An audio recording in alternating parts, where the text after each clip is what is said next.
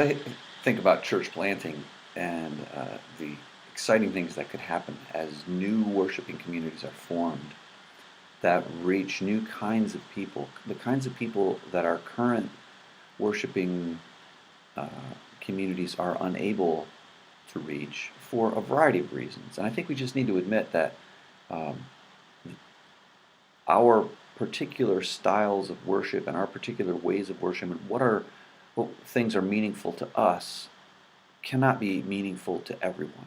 And so we do need to come up with new ways to worship and new forms of worship to reach whole new varieties of people. And as we think about that idea, as we think about church planting, I get excited about the way that our current Book of Order um, establishes a good foundation for us to build upon.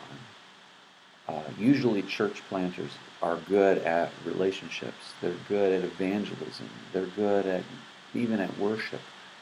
But um, often, those kind of people are not good at putting together the infrastructures that are important to develop the organizational patterns that are needed to keep a body of believers functioning together in a healthy way. And so our Book of Order gives us those kinds of structures. It leads us, it creates a path that we can begin to work on. It creates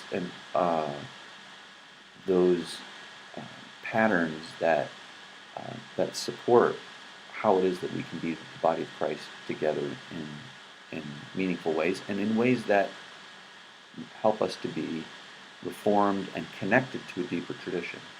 Another thing that sometimes happens when we form new worship communities is sometimes those communities are formed around a personality that a real charismatic kind of person comes in and everybody's attracted to that person's enthusiasm uh, for Jesus Christ or for those people, and those people connect to that person.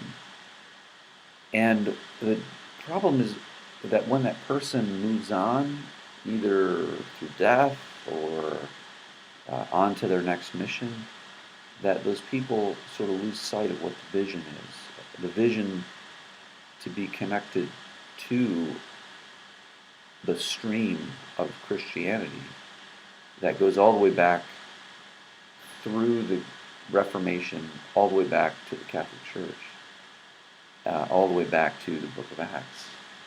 And when we operate with the Book of Order as our foundation, it helps those people that are established in new worshiping communities to recognize that they are connected to something much, much bigger than that personality, much bigger than the churches in their community, much bigger even than the PCUSA that is here right now.